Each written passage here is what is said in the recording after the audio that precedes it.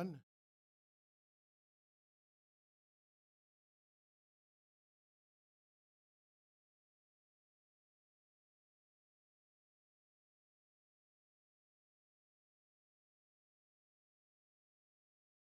Yeah.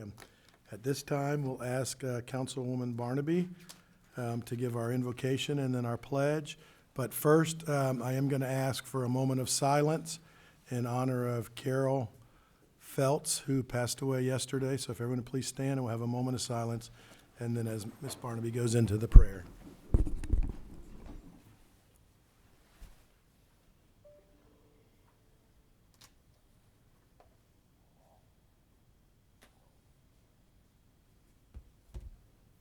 Thank you. Please join me. God of peace, we pray for unity in our meeting today as we come united in passion and purpose. We pray for open hearts and minds that will promote and accept better ideas. We also remember our sister in government, neighbor, and friend, Carol Ann Feltz. Please welcome her into your glory and send comfort and peace to her family. We ask for your protection over our first responders, our military, and indeed over our entire city. We thank you for all of the many continued blessings that you have bestowed upon our community. And together, we as the people say, Amen. Amen. Please join us in the pledge. I pledge Allegiance to the flag of the United States of America and to the republic for which it stands, one nation, under God, indivisible, with liberty and justice for all.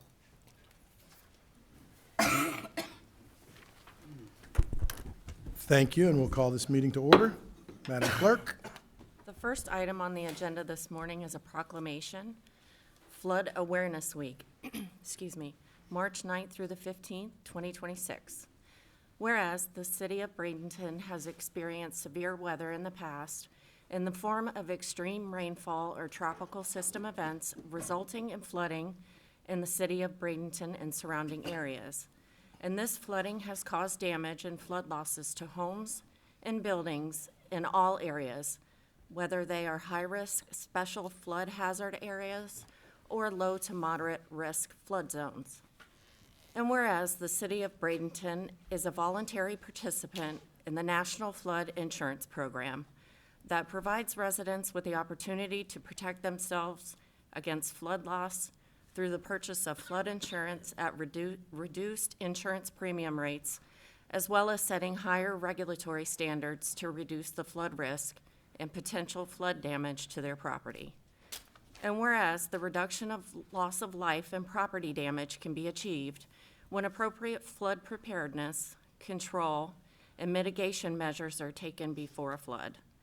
And whereas public education and awareness of potential weather hazards and methods of protection are critical to the health, safety, and welfare of residents.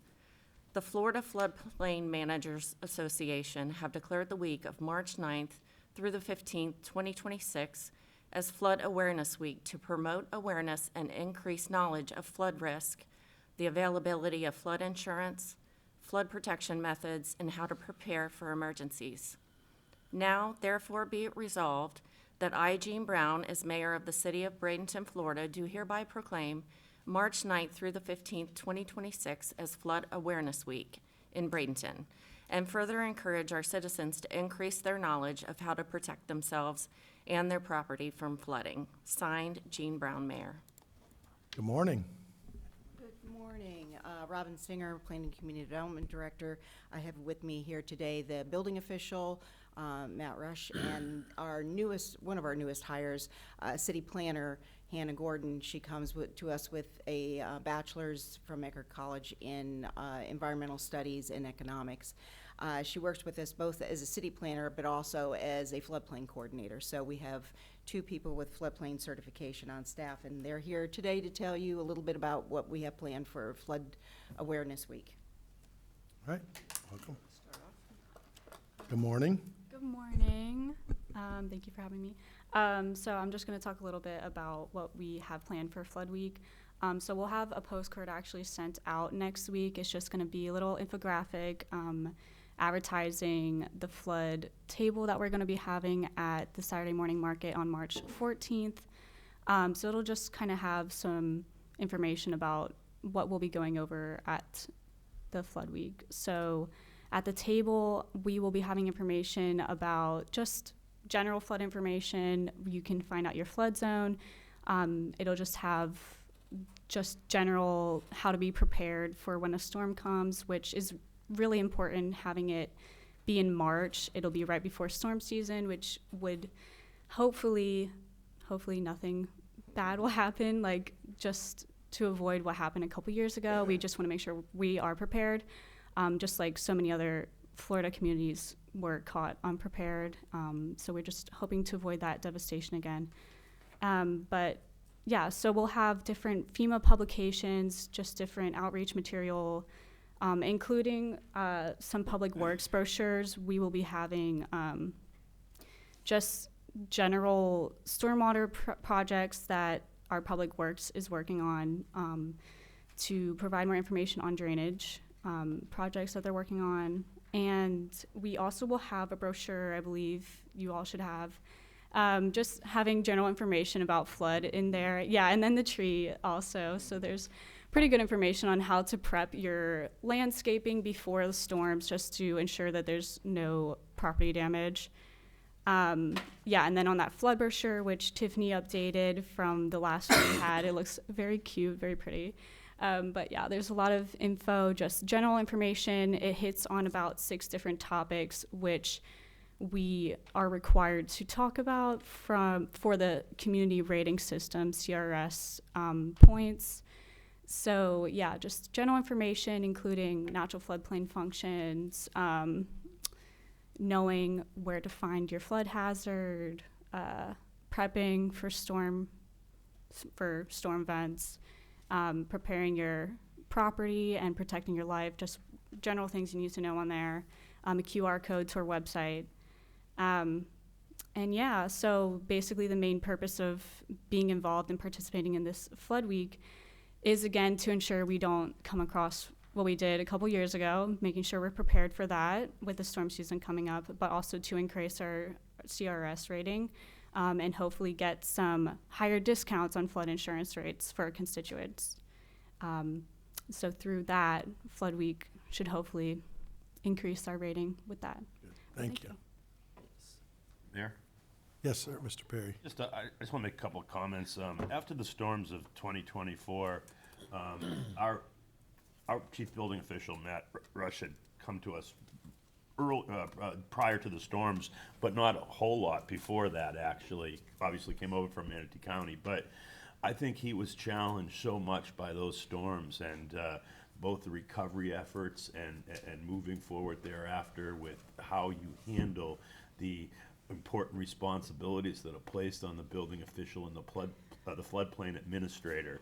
And I think he did a really good job of reconciling that in some of our flooded areas. And, you know, we have 14.4 square miles of city land, but I think it's about 44.8 coastline.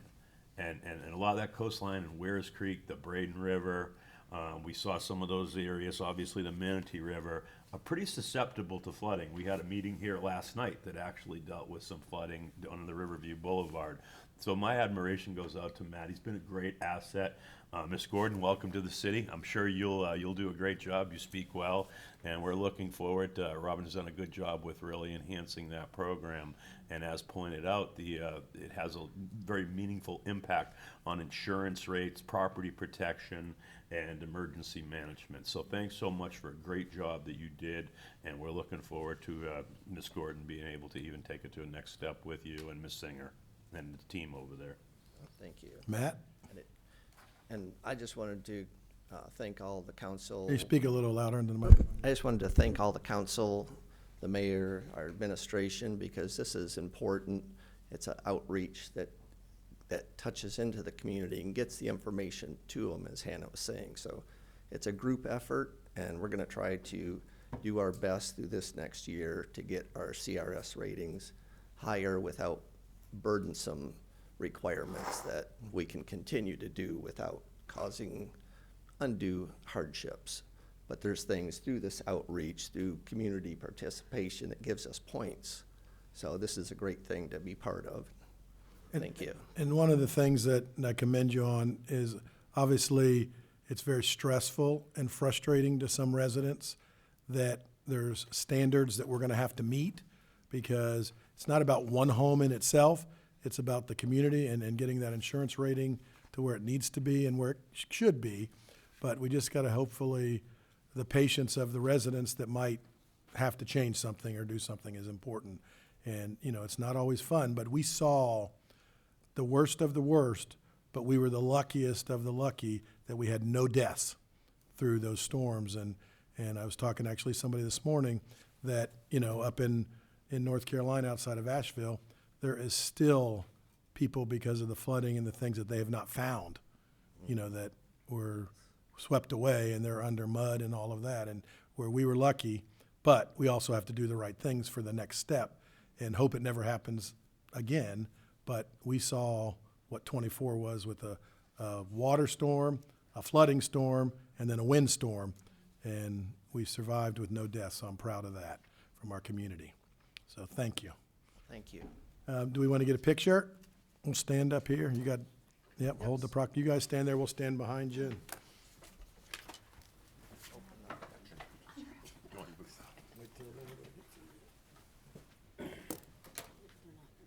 The box. Is anyone wanting the box? We'll be right over. It's not a big crowd.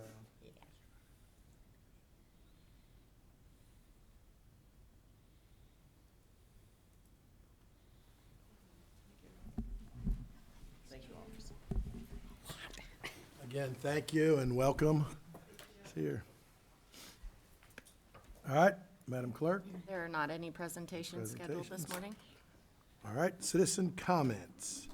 Citizen comment will be accepted during the citizen comment portion of the meeting on any non-agenda item, agenda item, future agenda item, or topic of relevance to the city. Comments will be accepted on the public hearings at the appropriate time. I have no citizen cards, so seeing none, we'll move forward. Madam Clerk. Item 6 is the consent agenda, and staff is requesting approval of items A through K. All right, Chair will entertain a motion. Motion to approve. All right, is there a second? Second. All right, thank you, Ms. Coker, Vice Mayor Coker, and second Vice Mayor Schuessler. All right, Mr. Perry? Oh, don't we have to vote? No, but is there any? Oh, I'm sorry. No, sir, I've had the opportunity to speak with all council, and the agenda's pretty modest today, and a lot of the issues on there, you know, address things that are kind of typical of government operations that we're having to move forward with. I will point out that items I and J are a resolution authorizing the state revolving fund loan applications and package that has to go back to SRF. Those two in combination represent about $54 million in funding that the city will receive to address both clean water, being wastewater, more generically, and drinking water. And that money will be put to good use, I assure council, and we'll be detailing the exact specific projects associated with that funding into the future. Public Works team's doing a good job of trying to prioritize how best to deploy those funds, basically, and Mr. Williams is overseeing that, along with Colonel Lee, and we do believe it'll make a substantial improvement of impact on both of those two initiatives, being drinking water, improvements to infrastructure, and wastewater. All right, thank you, Mr. Perry. We've had discussion there. Start the vote in Ward 4, Yes. 5, Yes. 1, Yes. 2, Yes. 3. Yes. Thank you. Approved 5-0. Madam Clerk. Item 8A is the purchase and sale agreement with PHBGF Ventures LLC. All right, who's Mr. Burton? Mr. Burton? Apologize, Mayor, I kept looking over at Ms. Fortin since she handles property, but this is the CRA CRA just done a good job working with the entity that is in the purchase and sale transaction agreement, identified as PHB GF Ventures LLC. Mr. Mayor, Jeff Burton, Director of the Community Redevelopment Agency for the City of Bradenton. Last year, the city authorized the CRA to represent them. Can you speak up just a little Sure. bit? Authorized the city to represent them in the sale of property that has been the shuffleboard courts. There are 3 properties, one of which is in the Tamiami, and one of which is 2 of which are in the downtown CRA, or vice versa, 2 in the Tamiami and 1 in the downtown. We have gone through the process. The property was designated as surplus in August of last year. Using Florida Statute 163, Part 3, the CRA advertised the property for sale, and we waited the prescribed amount of time according to the statute. In that time, we received 1 offer. We came back to the board and reported that we had gone through the process and that we had 1 offer and we were moving forward to negotiate. We have negotiated the property, and this is with respect to the current lease that's on the property to the shuffleboard folks. And this contract is written around that lease. So, you know, if the lease runs its course, this contract works with that. And it was an interesting contract. The city attorney did a really good job juggling that, but the shuffleboard contract can stay in place throughout all the way to, I believe it is, March of 2028. Yep, March 28, 2028. And if that's the case, then we will move forward in parallel to work with the developer, take them forward with incentives to the CRA board, work out that contract, and also work with them to process the whole permitting through the city, SwiftMud, and whomever else needs to be involved with that. I will note for the record that there are 2 designated brownfield sites adjacent to this property. One is a gas station to the south, and the other is a former dry cleaner to the east, which we will go through the process because we can designate this as a potential brownfield site, and which has economic benefits for workforce housing, which part of this will be workforce housing. At this time, we have a contract that has been worked through by the attorneys and by the parties to come back to the city council for its approval so that we might move forward. And that's why we're here today, is for that contract. And again, the city attorney has been hands-on all the way through this process. Any questions? Mr. Attorney, anything? Nothing? No, I don't have anything. All right, all right, appreciate it. Mayor Yes, sir, Mr. Perry. and Dr. Burton, can you just provide maybe council with a little bit of a scope of development as far as what we would be looking at under the? Yeah, the properties are looked at for, at this time, yeah. When it comes to developing and redeveloping, you know, economically you have to look at it, and if it can be financed, then the private sector will be interested in it. And in this case, multifamily housing, we're looking at a mixed income versus just 100% of one type of housing. It's always recommended that to do a mixture creates diversity with the developer, helps them out, and doesn't restrict them, and doesn't restrict us from having folks come in to rent that may have higher incomes. And in our downtown, we need that. We need that that added income for the restaurants and other services that are provided downtown. So we're looking at a multifamily project that will be similar to the Met One, which is on 14th. It's the same developer, and we will be moving forward to have that process worked out. To give you an idea of the cost-benefit analysis today Today, the city currently makes on that property $1 a year on a lease. In an analysis that we did, over the next 14 years or so, the CRA will collect about $2.4 million off the project.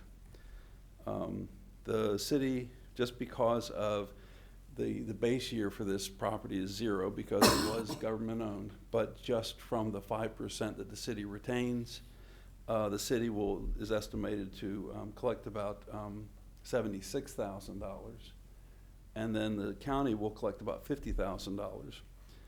And as of 2041, if nothing else changes, the estimates to the city will be up to $160,000 a year, and to the county $91,000 a year. So that's the benefit is right now you're making $1 a year, and you provided somebody to provide a service in the community. We feel that the highest best use for this property is this multifamily. It is within feet of an elementary school. It's within less than a mile of a major high school. It's close to the fire department. It's close to the Duke Police Department. It's even relatively close to the hospital. And these are all apartments that could be used to house nurses, teachers, police officers, firefighters, first responders, workforce housing. So that's what we're looking at. Also, just to back it up further, we had an analysis done at the CRA of the downtown by Randy Iaboni, the realtor. And in that analysis of the downtown, it targeted more housing in our downtown. So we're actually following the recommendations of that market analysis, which further backs up what we do. Everything we're also doing is tied directly to our CRA plan, which is tied to Florida statutes. So as we come in with incentives, there'll be a cost-benefit analysis to the CRA board for that, along with another contract with the developer for what the CRA is supposed to do versus what the developer is supposed to do.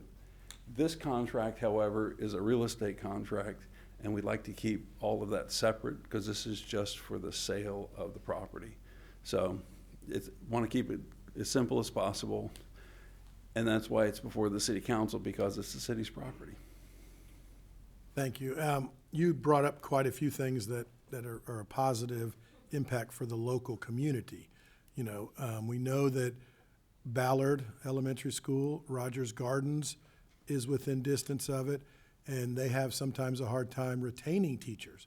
They can get younger teachers, but because of places to live close and traffic, they don't want to live far out and drive, and obviously finances are a big issue, and talking with the schools, and, you know, because it's a tough decision on some of things with the shuffleboard court and that, but you have to look at the good of the whole long term and really changing the dynamics of that area with our homeless population that we're doing with the county, working greatly with Salvation Army, Turning Points, and all of the other groups. This gives opportunity to really set that up in motion. And I think that, you know, we're still looking several years down the road, but if we don't start baby steps now getting to that point, we're not going to be able to continue the positive growth. And places like this, along with others that are happening, will get us that grocery store, will get us the other urban core development that we want to bring a mix of people downtown that will get that next restaurant, get the next, you know, entertainment type situation, and really spread it from Main Street. We got a great Main Street, but we got to grow it, and this is still within that core that'll do it. So, you know, tough decisions have to be made sometimes and looking for the future, but opportunity is also there that, and we'll say it, and we're meeting with the shuffleboard, I think, the end of March, again with the group, but there's opportunity that will help them find a future home and some financial ability because of what's happening to really grow maybe their organization. So it's not about one thing or the other, it's about how we do look at the collaborative of the whole, and that's the most important part. So I think this is the right direction and the step we have to go next. So So, any other questions or comments, Mr. Perry? There, just to kind of tee off on that, and I don't want to beat a dead horse dead, but this represents intentional planning. We have, the attainable housing component, as was pointed out by you folks, that increases our stock and lowers the cost of housing into the community for those folks that we need to retain and recruit for educators and police officers and other support functions that are a little bit below probably an ability to pay market rate. It provides immense economic opportunity for development of the area and the ancillary downtown, the financial revenue that returns to the city, and a whole host of other kind of force multipliers. So it's one of our latest and greatest, I guess, projects that's coming out of the CRA, and Jeff and his team have done a good job. The individuals involved on the development side have been shown their willingness, their ability, and their capability to do these projects. And ultimately, I just think it's some of the best intentional redevelopment planning I've seen. And I'm proud to be a part of it. And the city, who obviously in my administration will support the CRA and yourself as the CRA board to make it all happen. Thank you. Ms. Moore? I was just going to note that I think just for the benefit of the public and anybody watching, that if it seems that we're quiet in our support, just highlight that we also wear our CRA hats, and that this is not the first time that we are having this conversation about this proposal.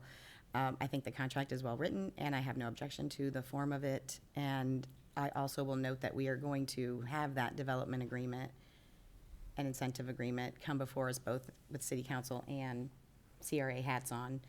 So the conversation will continue, and then this is, in my opinion, the first step. But I think that Mr. Perry put it well when he said that this represents thoughtful, planned redevelopment. And I am delighted to hear that the mayor is gonna work with the shuffleboard court organization to make sure that they are also able to continue their activities. Thank you. Anything else? Chair will entertain a motion. Mr. Mayor, Yes, sir, Mr. Schuessler. I move to approve the purchase and sale agreement with PHB GF Ventures LLC and and authorize the mayor to execute all closing documents related to the sale. And is there a second? There is. Ms. Coach.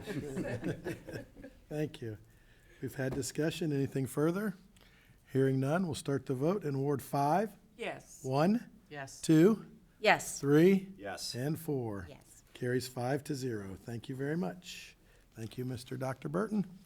Mr. Doctor. Madam Clerk, There is not any unfinished business on this agenda. Mayor, I have one item that I'd like to bring to your attention under the emergency procurement process, which of course I'm authorized to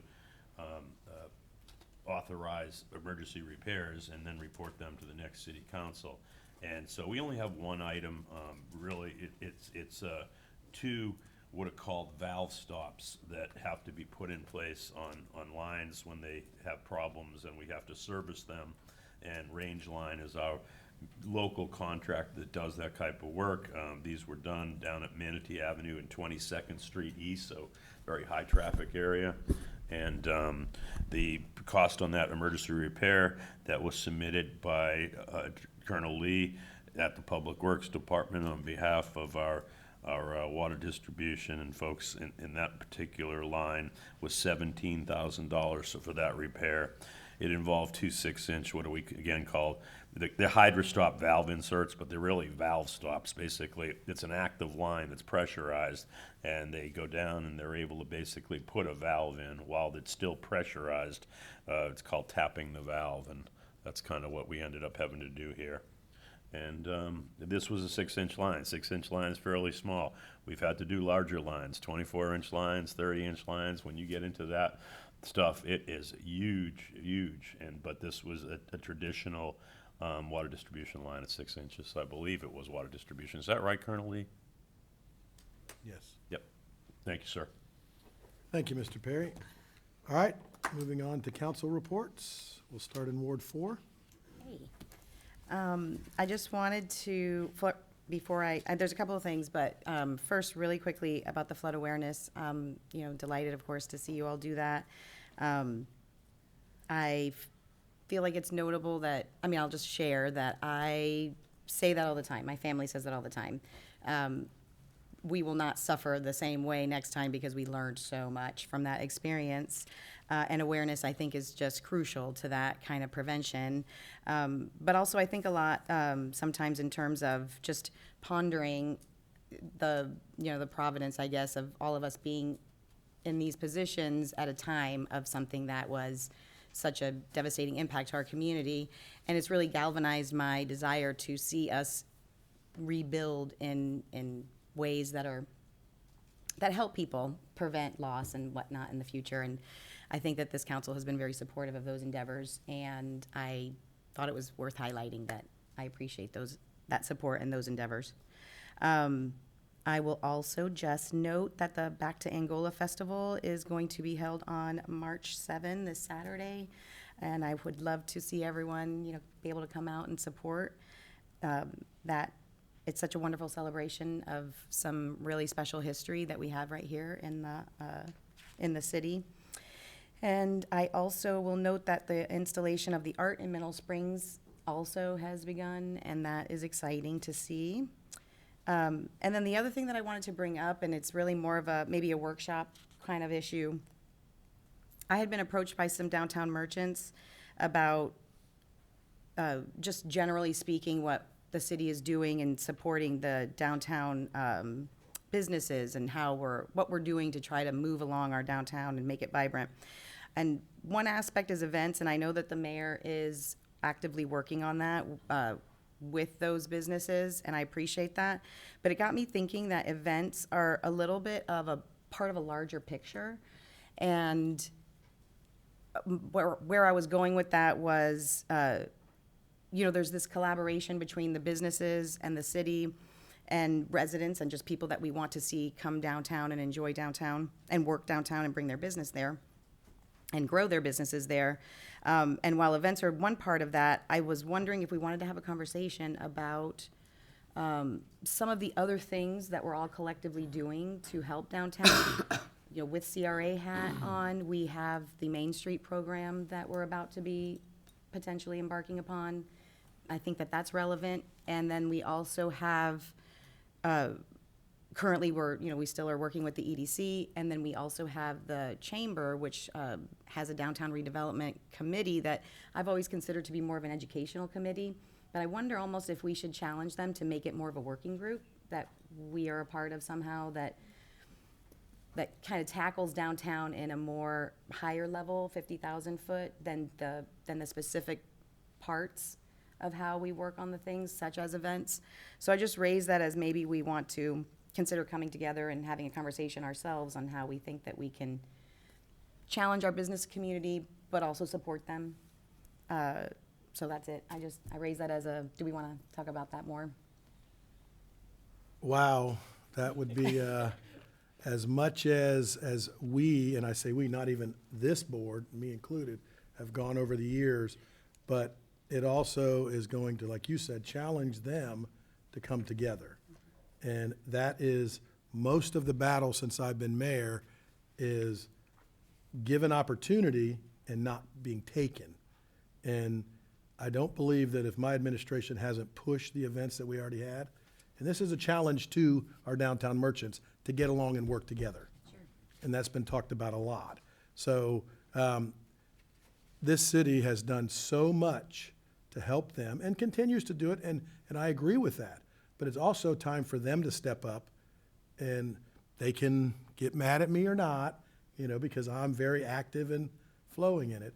But it's going to come to them to come up. But the city also, in my opinion, shouldn't be giving them everything to work forward. We give a lot. We do not want to be the coordinator of the downtown events. They have to. They're the merchants. And I'll look right at them if they're looking. Talk to us. See what it is. Don't just propaganda to other people at times. And we had a great meeting the other day, and we had to pick out 3 of the partners because the others don't get along with them. Facts are facts. Let's keep this thing going because we want our downtown to be successful, but the businesses also have to step up Yeah, I was, and in their own merchant association. So, you know, and I say this a lot, we all don't have to get along perfectly politically, but when you're in an organization as a group trying to get together, you have to work together. So I agree with you 100%. yeah, and I agree with you But, too. but That was my they've thought. got to work together. And, you know, if there's issues, we're here every second and fourth Wednesday, publicly and that. So let's make it happen. Because there's nothing else that this council, we put in quite a bit of money to help them a year. I'm sure other people would like to have some of that money. Sure. And, you know, it's hard to give it away sometimes when they're not working together. So Yeah. that's my challenge. And they know how I feel. Sure, I of tell them, course, yeah. I would say the exact same thing. They were sitting there, and obviously I just did because this is going to be on TV. So, Well, and it was not. Right. I mean, I love the events too, and I think that's, like, that's kind of where I was going with that was, it feels like that's one prong of it, and I know you're handling that, and that is, you know, I think that's wonderful. But there's things that are overlapping, I feel, and I agree with you that it should be a collab, you know, that it's not all government, you know, it is, we have to, I guess, and when I say we, I mean the community, you know, us, city council, but also the business community, have to figure out the mechanism, I think, for having all that fringe come together. it's called a Downtown Business Alliance or Downtown Merchants. Main Street Merchants kind of has morphed because it's just not Main Street anymore. It's got to grow, and I really believe there is some people that are willing to help them, but they need to come to us and tell us what they're doing, not us going to them and asking them in silos. Right. You know, they've got to come together and work because government shouldn't be in that business. And if we're trying to make it a business, then it's the wrong thing. And I know Mr. Perry does not want to create another committee or staffing that they've had. Call the Special Events Department, I had one of those. And, Right. and again, that's got to be where we need the community with us, but we are there for them. And that's where it could be an individual council person doing something with that. But it's got to be brought to us. We can't drive that train. Yeah, I feel like that is the thing. We don't need a committee. I almost, this is my thought, and I don't know if they're going to be watching, but my thought is we have those mechanisms. We have the chamber, we have the EDC. Those are the kind of things that they could be assisting because that's completely in their wheelhouse. So that's where I was going with that is I know we're supportive of the downtown businesses, and I want to collaborate with them. I don't think that it's up to us to have a committee. I think that we need to figure out the mechanism, whether it's, I don't know, the Chamber Downtown Redevelopment Committee comes to mind because it already, is formed and comes together to share information. Perhaps we encourage them to be a little more task-oriented, and maybe some quantifiable results that it can produce. All right, thank you. Mrs. Coachman. Yes, I have 2 pages of notes, but not a lot. I just wanted to say kudos to whomever was part of making sure 13th Ave was open prior to probably one of our worst traffic events, and that's when the regatta is here, or anytime the bridge is closed, and also spring training. That was just wonderful. Now, if you got to close it again, it's okay, but no, I'm just kidding. But I wanted to say that was definitely a high point. I attended quietly, kind of to the side, the 17th, the event that the Public Works put on to explain to the public, probably in the best format they could. And I feel it was a success, and I hope that maybe we can do those kinds of things, not like every week, but at least, consistently often, so that the public has that opportunity to see those projects visually. And there's some great ones coming on. Ward 5 is definitely alive. Black History events are going on. I'm not going to just list all those that are coming, but I knew you were going to say Angola, so I didn't put that down.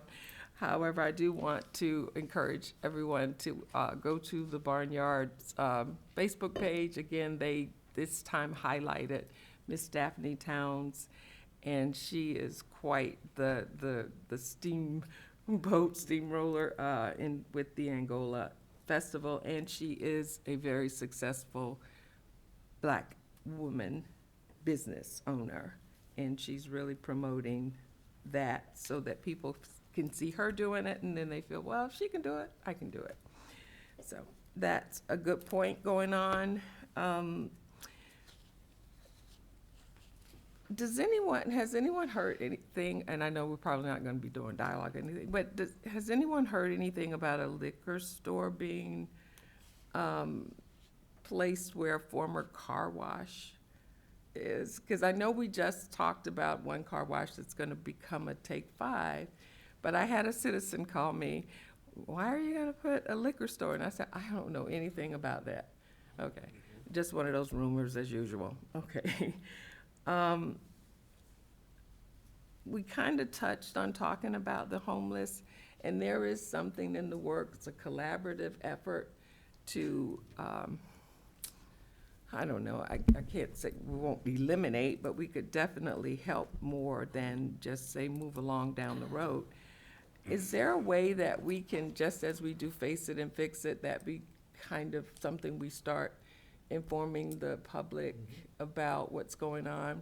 Because, and I'll say this, BPD is getting constant complaints about the homeless, and there's really only so much you can do. You know, there's no place to actually help them out and send them, and you don't want to arrest them because being homeless is not a crime. But some of the other things they do are some, not all. But there is a particular area at the church, and I think it's near Salvation Army. There's a woman that's constantly bringing complaints, and she talked about cameras or something, and well, now that's my CRA hat. I mean, I guess that, but anyway, if we can talk about that, because if cameras are up, then some of those activities that she's calling about, you know, it's not happening by the time the patrol gets there. So, you know, maybe cameras might be helpful, which is probably where we're going now, is more tech.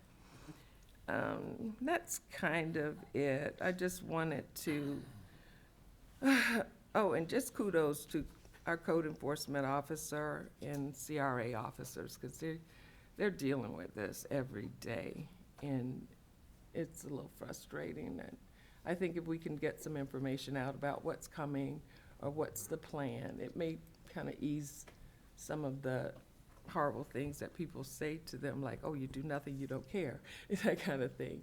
So, I don't know, just continue enjoying Black History Month. Black history is American history. I don't really know why we need a month. Let's just do it all year round, everybody. But please do take a look at some of the events that are being advertised. And the Angola Festival is absolutely something to go to. You will not be disappointed in any way. And with that, I'm not going to ramble anymore. Ward 5 is alive. Thank you. Chief, did you have anything first, or you want to address it later? I'm not explicitly aware of what you're talking about with the cameras, if they're, I No, don't believe. the woman is saying that she's thinking about putting up cameras. Okay. We have a network available that she could, we'd be able to tap into with permissions. But that's something we can discuss further down the line. I can get you who to talk to. As far as homeless go, we try to maximize our abilities with the limited resources, both financial and societally available. Thank you. Thank you. And one thing that I'll remind people is, a lot of the stuff we're doing, obviously, you know, we try to get stuff out, we put stuff out there. We had a meeting last night for Ward 2.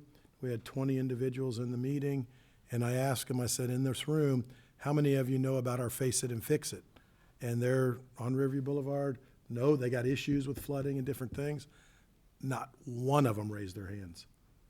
And how much we put in putting out Face It and Fix It. So I was a little bit, we didn't talk about that last night, but I was a little disappointed that not one of them raised their hands to look at the Face It and Fix It. So as much as we spread that out, you know, but again, we're going to keep doing it. Tiffany's killing it with what she's doing there, and we're going to keep doing that. One of the things, though, that I will mention, Ms. Coachman, and it's something that this council is going to have to think about at the right time as this goes forward, is I got several complaints Sunday afternoon as people were leaving the ball game that there was a truck of good-meaning, intentional people that pulled up to Salvation Army and was just passing out food and different clothing and different things. But what that does is that brings everybody to one place at once. We have got to come up with the program that's coming up with all the changes that are going to be working to help people, but we will be working on ordinances and different things that says you can't do that. But we're going to work with them to say you can go to Turning Points, you can go to 941, all these other organizations, and feed people there, because the goal is not just to give out a handout, it's to try to find a hand up so they can get better services. But then what happens is they attract everybody in a business area or a homeowner's area, and then they leave, and unfortunately, the trash, the people going to the bathroom there, the people doing all that, you said they're not criminals, but they then become criminal activity. Yeah, yeah. Right, so that's where we've got to do it. And our police and CRA does a great job, but when those things pop up at a 3:30 on a Sunday afternoon, and, you know, so people don't think we're doing anything because they see that, Right. which is a great heart, and I know several people, but everybody that I've talked to the last several years realizes that that's going to have to come out, but we've got to find the places for them to go and do, which is coming months. And, but thank you to the county and all of the other organizations that are doing it. So, And, but we like to say that because the more we say it here, maybe the one person who will watch this meeting will get it out. So. And I also wanted to ask, does anyone know anything about who's giving the homeless these white tents to put up wherever they wish? I think Cortez and 43rd or something. No? I haven't seen one, but Try to I'll find out. take pictures. yeah, get it. So, all right, thank you, Vice Mayor Coker. Okay. Thank you, Councilwoman Gonzalez-Moore, for bringing up about the downtown businesses, because I agree. I'd like to see them all work together. And I've been a little distressed because we've had some really successful events downtown. And then I go just after the regatta on Friday night, drive through downtown. People are just all over downtown, and all of those garage shops, black, closed down. And I know that there was some provision in our leases, but it's all about, you know, we're doing a lot to try and make them successful, and they aren't even open when we have these big events. If it's a lack that they don't know when it's going on, I don't know. Maybe as part of, I mean, they're getting, in my opinion, they're getting good lease rates. Excuse me. But I just would like to see more attention paid to that. I've also, and I want to be pro-business. And I'm a little concerned about some of the sign pollution in our downtown corridor. I know code enforcement works on that, but I just look, I don't know if we need to address our ordinances again, but I was looking, I mean, right across the street from the new post office, there are just signs. I mean, and realtors are the worst, I know that. But it just seems like there's so much distraction, and just, it looks awful anyhow. And then now to a positive note. The regatta was such a huge success. It just really puts such a great face and showcases us to the world. And I really want to say thank you to the, sorry, it's just lagging on.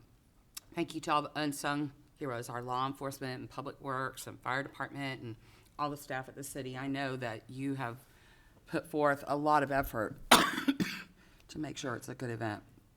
And then spring training's off, a lot of fun. Encourage everyone to go and take in a game. It's always fun. It's an exciting time of the year. And, you know, with all this, we're getting a lot more traffic, of course. And so let's just remember that we are the friendly city and welcome our visitors. Everyone comes and says how bad the traffic is. Every single city in Florida right now has traffic, so we just need to remember that. And, you know, I guess being a Southerner, I'm well aware that we need to take things just a little bit slower and enjoy life, and everyone just needs to plan for a little slower pace and enjoy the ride. We do live in paradise, and we have to share it. What? Oh, go away. Thank you. Councilwoman Barnaby. Thank you, Mr. Mayor. I would like to thank you and our staff yesterday for the meeting that we had last night regarding the project that we're doing on Review Boulevard. I really appreciated everyone's attention and input. I think it was a good meeting. I think people left knowing that we are concerned and that we are going to try to get that taken care of. It's okay. I'm sorry, I'm waiting for a lung to come. I'm so sorry. This Saturday at Lewis Park, we will be putting in the plantings for the butterfly garden that has been under construction. So we'll be meeting there at 8 o'clock in the morning if anybody wants to join us. We would love to have you participate with us. And then Saturday night, the local Rotary Club is having their comedy night over at the Manatee Performing Arts Center. It begins at 6 o'clock, and we like to encourage anyone to participate with that. The Rotary Club was significant in assisting us at Lewis Park with the adaptable playground. So because of their all the Rotary clubs came together and participated with that, but a very generous donation of almost $1 million to help us with the project and with the special adaptive equipment. And so come out and help the Rotary, help other children in the community, and laugh and have a good time. Want to also let everyone know about the Manatee Service Club Gala that is happening on March the 14th. The Service Club is one of the oldest women's organizations in Manatee County, and all the funds that they raise to also go to support children in Manatee County. And it's a disco theme this year, so I cannot wait to see what the mayor is going to wear. Thinking it's going to be, I don't know, are we doing sequins? Are we doing Saturday Night Fever, or to be determined? Okay. I would also like to thank Amanda of our staff up at the legislative area of this City Hall. She is retiring, and she certainly has done a wonderful job helping all of us on the legislative side. So we want to wish her a very happy retirement. And I guess I also want to thank Ms. Coachman and Mr. Schuessler for wearing blue today, since the rest of us showed up in black. And I didn't want anyone to think that it was either a mourning situation or that we all get together and figure out what we're going to wear for these meetings, because we don't. Thank you, Mr. Mayor. Thank you, Ms. Barnaby. Mr. Schuessler. Thank you, Mr. Mayor, and good morning, everyone. I know that we did take a moment of silence this morning in regards to Carol Ann Feltz. I just wanted to kind of just expand on that a little bit and acknowledge the passing of Manatee County Commissioner Carol Ann. She served our broader community with dedication and heart, and she never lost sight of the people behind the policies. Many of us just saw her Friday night at the River Regatta. She was a great advocate for Myakka and will be hard to replace. Many will remember her love of horses and the Florida Cracker Trail. So on behalf of the city of Bradenton, I extend and we extend condolences to her family, friends, and all who had the privilege to work alongside her. Her impact will be felt for a long time, and the commitment to public service is something we should all strive to carry forward. As has been mentioned, we've got a lot of events coming up and taking place, so I will just skip through them and just kind of wanted to tie it together for a moment. Spring training is underway at Lecom Park, bringing energy and visitors into our city and supporting local businesses. Also wanted to highlight, we've mentioned Black History Month, the Angola Festival. Yes, the Pirates are here, but there's a lot of continued momentum in the arts community. The upcoming Wonderwall mural event in the Village of the Arts will bring new public artwork and creative energy to the district. And as was mentioned earlier, the Singing River art installation is taking shape near Mineral Springs along the Riverwalk. Projects like these really do help celebrate Bradenton's identity while creating spaces people can enjoy year-round. Moments like these, whether it's baseball, public art, Black History Month, or neighborhood events, the Angola Fest, remind us that Bradenton's strength comes from people showing up and supporting one another. So as always, I think we all remain committed to being present in the community, listening and working collaboratively with our fellow council, the mayor, our first responders, and city staff, and all of Bradenton to keep moving forward in a positive direction. Thank you. All right, kind of start with the regatta. It was probably the best regatta since the first regatta, and what was unique about it was the different boats that came in and really give you the Formula One, and they're going 120 miles an hour at times on that river, and then of course, the other boats that were jumping over top of each other at times. So people were worried about safety, but they were very, very safe, and they have all the protection. Obviously, METV did a great job at videoing and doing what they do all day long. And I had one gentleman there that I was talking to that's part of a lot of times he's a judge or different things, but he was there just observing, and he mentioned he thought with everything and his knowledge of it, guessing around 120,000. Now, it just doesn't seem like that, but he thought it had gone up with the way the stacking on the bridge was, and, but whatever the number is, it was a huge success.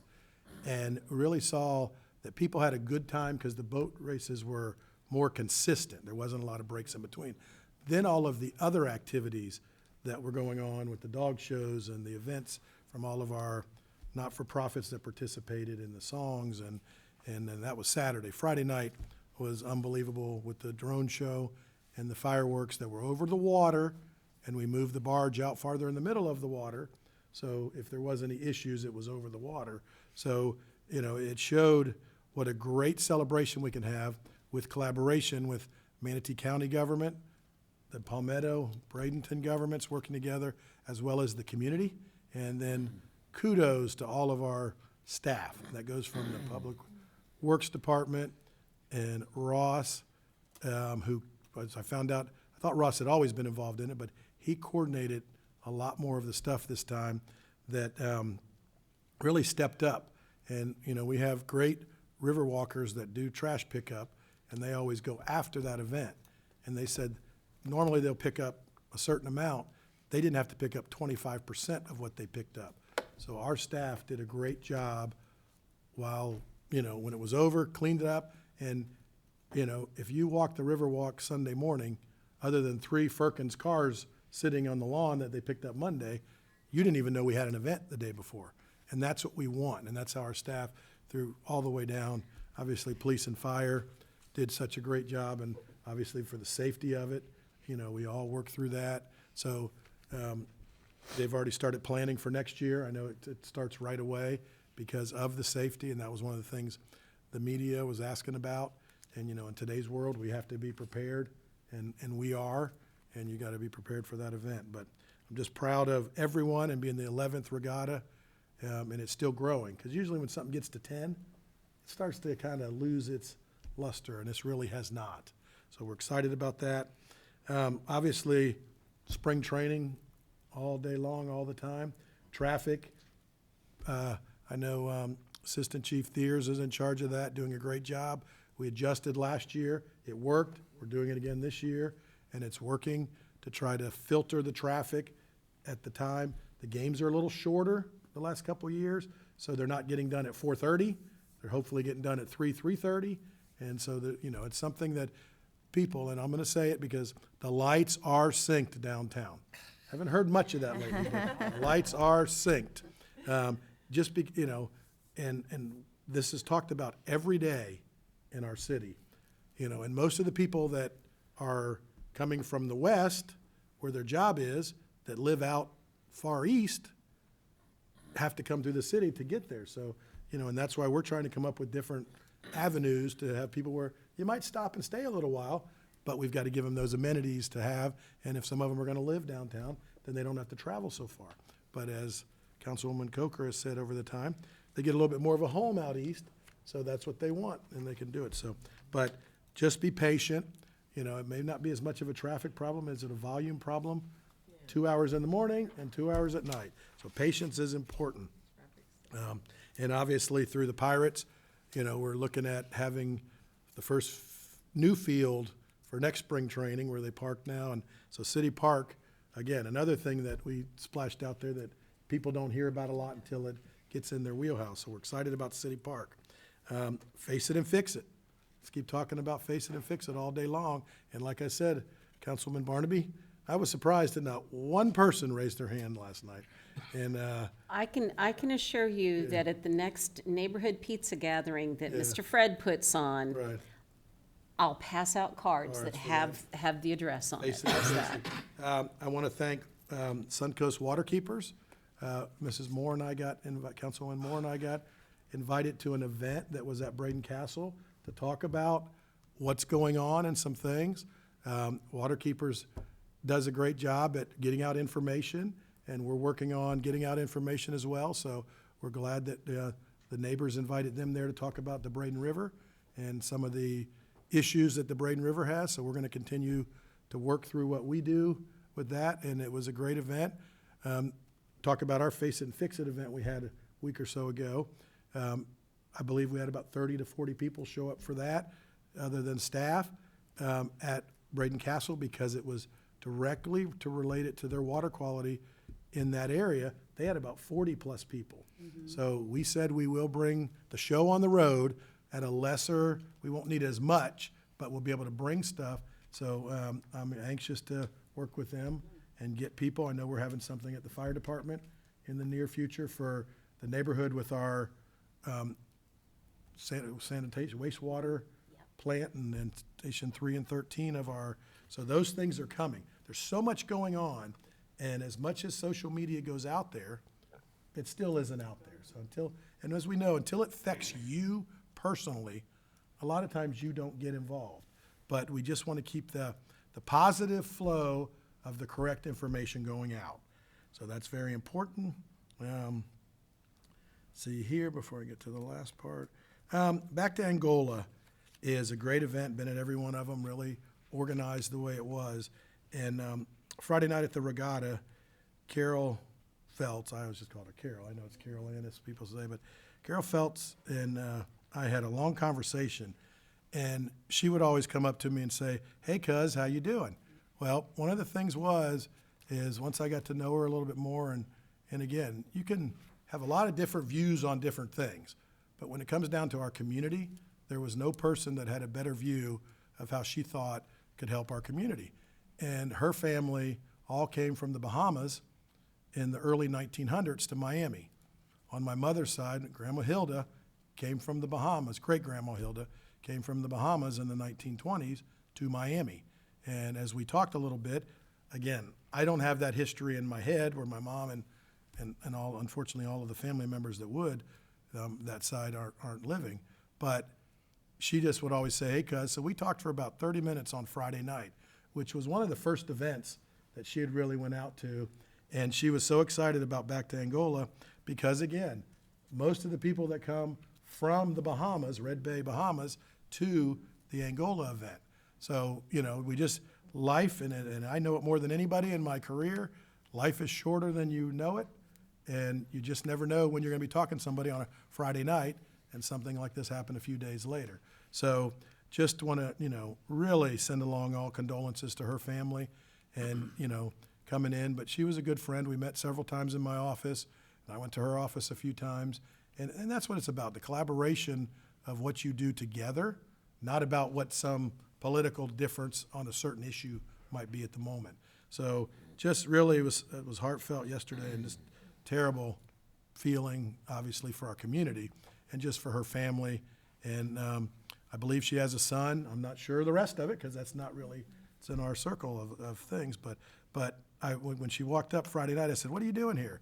And she said, "I've heard so much about this event and what you guys are doing. I wanted to come by." And I said, "Well, it's getting dark soon." And she goes, "I know, but I got somebody to drive me." Because, you know, just as we, different things. And so it was fun, and I'm glad she got to enjoy that Friday night.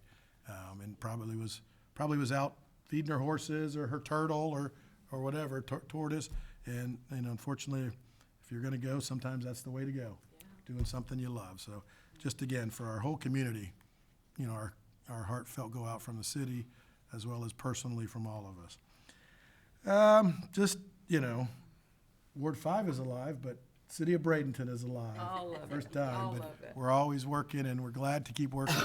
We have to make tough decisions up here sometimes, but you know what? I challenge everybody to come to these meetings, and if you have something, we're gonna work with you, not against you, to try to make it better. But you have to also work with us and, you know, not get so darn political sometimes, and, because we will work with you. Our staff, this council, and everybody will help with things. So I appreciate it, and go watch some spring baseball, and the excitement is in the air of the Pittsburgh Pirates with some players that might give us an advantage a little bit more to be competitive. So thank you to Mr. Nutting, Mr. Williams, and Mr. Sherrington, owner, president, and general manager.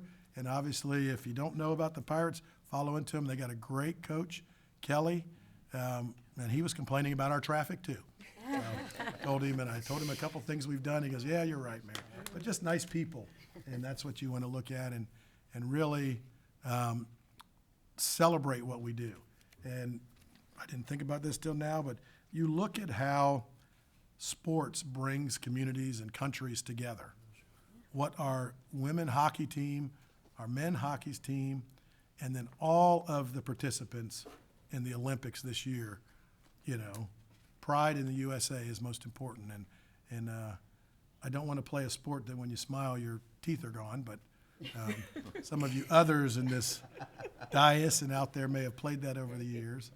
But, and you know, we can do it.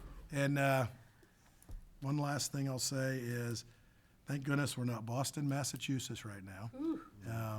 But we're very concerned for our country in general that's had all that snow and the safety of people, because, you know, we lived the hurricanes and the flooding of '24.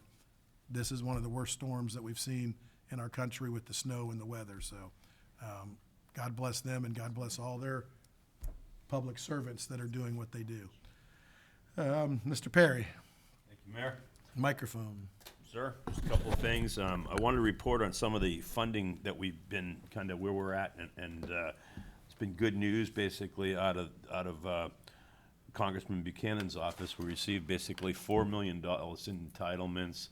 $3 million will go to stormwater, specifically flood control and stormwater over at City Park, and so that comes basically through the kind of discretionary funding program for local community entitlements, and Congressman Buchanan and his staff just do a great job of fighting for us here at the city, and you know, hopes of other municipalities participate in that too, but we certainly get a generous share of that. And we also have $1 million that was provided for transportation planning in the downtown sector. That funding typically goes to a federal agency to be determined, but it was authorized in late January and released. So that's the good news on that. We are in the process of our continuing government affairs advocacy efforts for state direct appropriations. We've got good news out of the House budget that funded several of our projects for infrastructure. And of course, that will go to the Senate. We haven't seen what their final budget recommendation is, but Senator Boyd and his staff, always again, very generous, very engaged in helping the city of Bradenton and masterfully working through that legislative process that ultimately gets to the governor's office for approval or not. But we're very optimistic because it looks like another very good year on those fronts. I'd like to express my appreciation to Chris Dolan, METV. They do a great job. I've seen those guys out working tirelessly throughout our event this weekend, Friday night, Saturday night, and everything in between. And he does a lot with a small staff, and they do a great job with their quality of production and their reach of broadcasting. So thank you, Chris, no doubt. Couple things just to wrap things up. Basically, we will be having our workshop, I think, on March 11th. Is it? Yep. Yep, at 1 o'clock. Looking forward to that. We've been talking a little bit about with Dover Coal and EDC and Kurt Landerfeld, who's done a really good job of helping us kind of fashion that plan to be the best Bradenton it can be. We're not the East County that has all this acreage for that type of commercial and residential development. We're Bradenton, and it's unique because that's kind of what we're obviously striving for. And I've tried to take the lead from council to not be Sarasota, St. Petersburg, but to be the best Bradenton we can be. So I like to use that moniker, so to speak. Realize Bradenton is here. I see Karen Corbin. I know they have BAM coming up right around the corner, so we have another Riverwalk downtown event that was wildly successful last year. Great community event, arts and culture. Looking forward to that. Really family friendly. Great job, and we hope to kind of improve that. And as pointed out, we have Singing River over at the Angola Festival. I just got a picture of it as we were speaking, and it's starting to be placed and under construction there. And they have a really nice sign that highlights the public art collaboration between the CRA, the city, the contractors and the like. So congratulations to Jeff and his team for putting that together, and the Public Arts Board. And we're going to be rolling out, lastly, some quarterly updates on our Face It, Fix It infrastructure campaign. That's a very easy reference book for our council to get. Hats off to Tiffany and the Public Works for putting that together, because it really has a fairly good continuous update of where we're at on infrastructure investments through Public Works. It'll be specific to areas of infrastructure, being our stormwater, our wastewater, our drinking water, transit, transportation, community development, and the like. And then it'll be specific to the wards, and you can look at really what's going on in your ward, where the project is at, what's coming, where it's at, when it'll be completed, things like that. The key factoids, I think, are important for you all to know, so that you can be our ambassadors out in the community as our elected officials, and trying to educate our community on the great work you all doing, the staff's doing, and the city's doing overall. So with that, I appreciate the opportunity for my staff to work so closely with you, to do all these great projects, to get these important things done, and to become the best Bradenton we can be. Thank you, Mr. Perry, and thank you to all of your administration and bringing quite a bit of knowledge and great forward thinking to what Bradenton can be, and what you get what we want. And I think that's great to see, and really our staff is following through and getting things done. Because, when you're getting close to $200 million of other money that we can improve our city with, that, as we've said, we could never have taxed our way out without the great support of the council, all the staff and everybody. It's something that city of Bradenton in the future generationally is going to be a better place, because it's being set up to succeed, and that's the whole goal. So thank you for that. Any other department heads? Anything? Yes, sir. Yes, sir. Sorry, he's already stood up. All right. I don't want to Mr. stop the Doctor. momentum. Mr. Dr. Burton. Mr. Dr. Burton, Dr. Howard, Dr. Burton. welcome. Yes, sir. Jeff Burton, CRA. Again, just wanted to, there was discussion about downtown and the businesses and the association of the businesses. The CRA has contracted with Professor Trent Green at the University of South Florida, go Bulls, to help us move forward this year for a September application for the Main Street program. Main Street program is a four-pronged national program that the state of Florida has adopted. Literally, this Department of State has adopted. The four prongs are marketing, economic development, historic preservation, and events, or maintenance, I'm sorry. And as we move forward with that, that is an association. That is, and it's just not your physical main street. It used to be, but now it can be a wider area. And we have chosen the entirety of the urban downtown as our focus area. We sent out an email this week introducing the CRA board, the mayor, and other folks to Professor Green. He will be in contact. But when you talk to Professor Green, what you mentioned here today is exactly what they need to hear. And then with the remaining time of the downtown CRA, we can begin to fund, it's in our plan that we can fund the Main Street program and help them get off the ground so that they can form their association, which becomes an association of property and business owners in the downtown that is separate, you're welcome, Rob, from the city. So the city, they're independent and they are funded independently, unless you have a bid, which we won't talk about today. But that should help get some of the, heard it more than one time. And in fact, we met with Professor Green originally because the mayor brought up in a meeting about Main Street and about parking and that we needed to move forward. So I've worked with him a lot in the past. He's one of the best there is.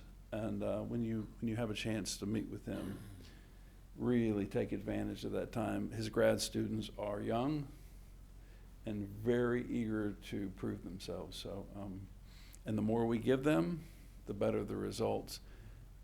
They will help us with our application, which is not an easy application. Right before I left Palmetto, we formed a Main Street over there, and it took a couple of years to get that application together. So hopefully it'll answer your questions. No, I think that's, say thank you, Mr. Perry. I was looking over at Mr. Williams. Yeah. If they can fund something through the CRA and we can pull ours back, but with a group that, because that's what it's for. It's really getting that and get a coordination that we believe is there. Great people on the downtown Main Street, but we've got to work together. We've got to collaborate. And it's not easy when you have different personalities and business owners that have a job to do. So I don't blame that, but I just think there's opportunity that, you can lead a horse to water, but you can't make it drink. Now we can maybe give them that carrot to make them drink. Yes, ma'am.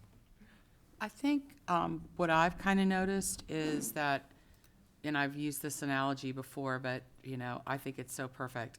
Everyone needs to be playing for the team with the name on the front of the jersey and not the back.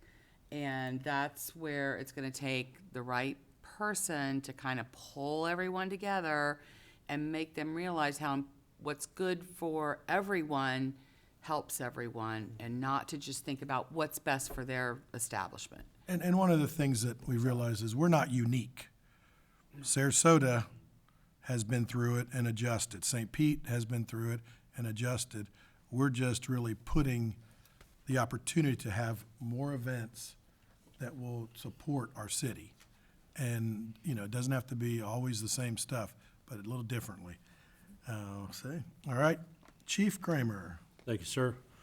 An update on the tents. I texted Officer Poulos, who was actually picking up Tamika, the social worker from the county, which is a great partnership, CRA, city, PD, everybody together working. It's one of those resources I was talking about. But it's only, now you're just talking to two people for all that, so. But regardless, they were planning on heading out to Cortez and 43rd because there have been a lot of complaints popped up about that. He's not sure on exactly where the tents are coming from, but obviously we do not want a tent city here, so we're gonna be trying to address that with the organization that I will not name because it's not been verified. Right. So, Yeah, and one popped up in my neighborhood, but I don't know. if okay, it's well, we'll, really again, For try that, to it's, handle that as quickly as possible. I was hoping, it's rare that we get done maybe this early, but I was hoping, if you were out and about, you would have seen some people running around with little bibs with numbers on them. It's, our latest group of, potential sponsored recruits that are going through our physical abilities tests. They started, I talked to them right before I came in here about 8:15, then they did a bunch of exercises, ran a lot. I told them to stretch, because I went a little hard on the legs yesterday, and my I should have stretched a little longer. I need to be like Tiger Woods. He stretches for like 3 hours before he plays around the golf. That's about where I'm at now. However, this is group 3 out of, I think, 3. We had about 25 today, so the next group will be the sort of super group that excelled at each step. We do physical abilities tests, and then they actually take a grammar test right after, because I told them, you gotta be physically able to go out and do the call, but when you're done, you gotta be able to write about it. And everybody else from that point on is gonna be reading your report, and it's all the way up to judges, and you want it to be as good a product for you, so it helps you when you have to testify, and so the defense, as Mr. Perry can attest, can't shoot holes in those reports. So, that's it. Thank you. And one more thing. I know you mentioned Public Works, but very giant kudos to Colonel Lee and his staff for everything they did with the regatta. It was really, we had great partnership on getting everything coordinated to keep everybody as safe as possible with using their resources, our resources, and everything went really well. Seemed like they were in constant motion. Thank you. Can I quickly kind of follow up on that? Sure. I just want to also give kudos to Shannon Cox. She's the incident commander for the entire regatta. It coordinates all the Coast Guard and the cities, both cities, and really puts all this together. And this was her last year of doing it. So I know they have a successor, but I think she's done a great job over the 10 years, learned a lot. She's always done her after actions with everybody. So I think it's beneficial for us to recognize her as well. She did a phenomenal job for both the city of Bradenton and Palmetto and the community alike. So, and I also want to reiterate the thanks to Public Works, police and fire. I always talk about the city being one team, and that really shows in events like that, and they really collaborate together. Scott McDonald, I know, is big in the police side and kind of coordinates our headquarters, if you will, for everybody. So just thank you to everyone for being true to what we talk about, being one team and collaborative as a group. So, Mr. Lee, thank you, and Chiefs, I certainly appreciate it. Yes, sir. Thank you. Thank you. And next year, our Incident Command Center should be in our new police headquarters.